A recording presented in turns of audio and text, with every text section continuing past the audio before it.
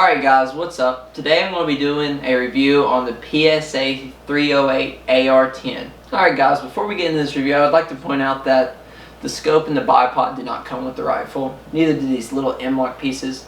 Everything else is pretty standard. Also, the mag didn't come.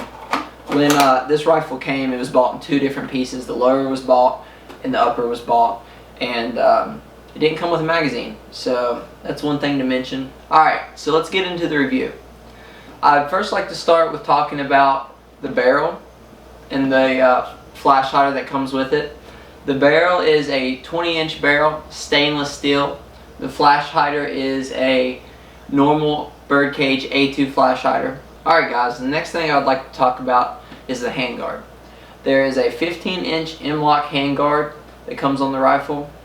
One thing I do not like about the handguard is there is no QD mounts to attach a sling. I really like the handguards that have a QD mount in the front and a QD mount in the back. It really makes it useful to mount a sling and carry your rifle on your shoulder. Another thing I don't really like about these handguards is they're very close to the barrel.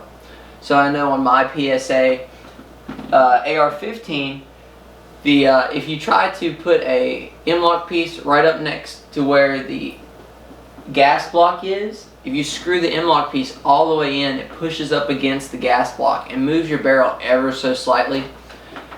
This will affect your accuracy as it is moving the barrel and has something touching the barrel. So that's one complaint. Prior to this video, I did test it and it barely touches on this rifle. Not as much as my AR-15, but it still touches and still results in the barrel movement. The next thing I would like to talk about is the grip. So PSA has a really nice rubberized AR-10 grip. Very comfortable, very smooth.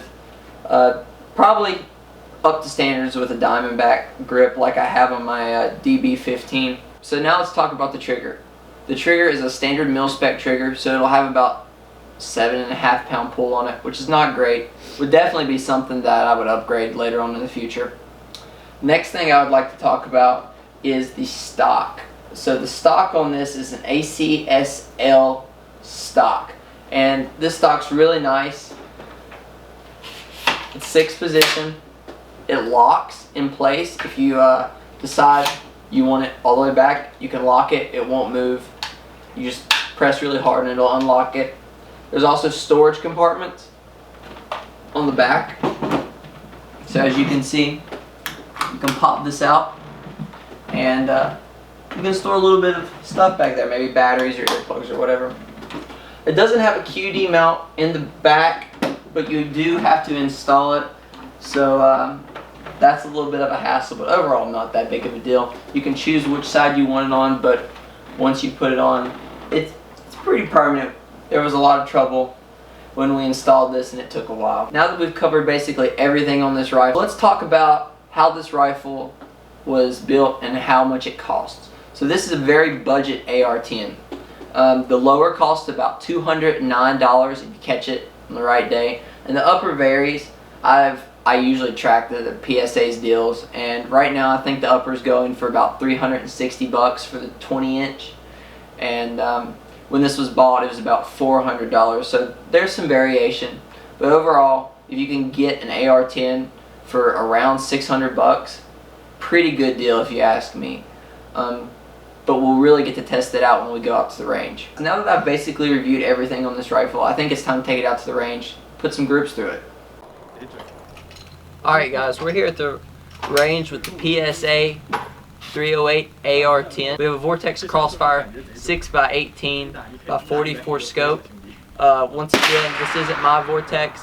So, and it isn't my rifle either, so I didn't get to put my Vortex on it. But it's a very good scope. We've tested it before, so I think it'll be good for this review. Let's get into shooting it. We will be using the Hornady American Whitetail 150 grain 308 bullet for one group, and we'll be using the Tula 150 grain 308 bullet for the other group. One of these bullets, the Hornady, is a more pricier, more expensive option, something you'd use for like hunting, and the Tula is more of a plinking round that you just have fun with. Alright, so let's get into these shots. The first, we will be shooting the Hornady for our first group of 5.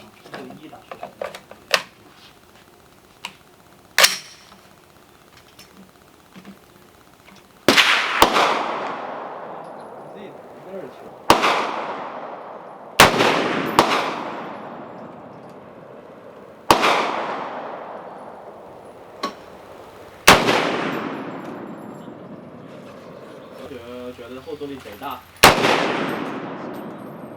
有打那个木棍。Now we will be shooting the 150 grain Tula ammo. Let's get these groups in. Crap. It's raining.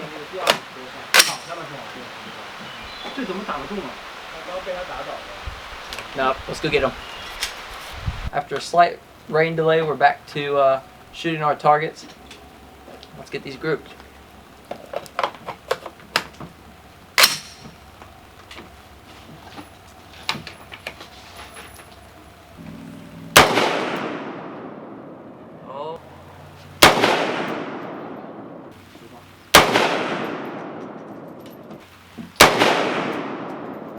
Just kidding, that group was tighter.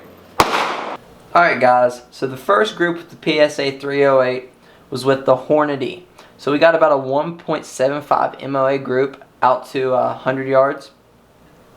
And as you can see, pretty tight group, really nice. We had a flyer, that was me though. Alright guys, so with the Tula ammo, we got about a 1.5 MOA, and that's pretty incredible. Tula ammo is incredibly inexpensive, steel cased, not very good, and yet look at the group, that's amazing. Alright, so I'm really impressed with this rifle in terms of accuracy, and a little disappointed in Hornady, honestly. I mean, a box of $10 bullets outperforms a box of $20 bullets. That's insane. So I'm very impressed, very pleased. Alright guys, so we're back here at the apartment from the range, and as you can see, the gun shot really well.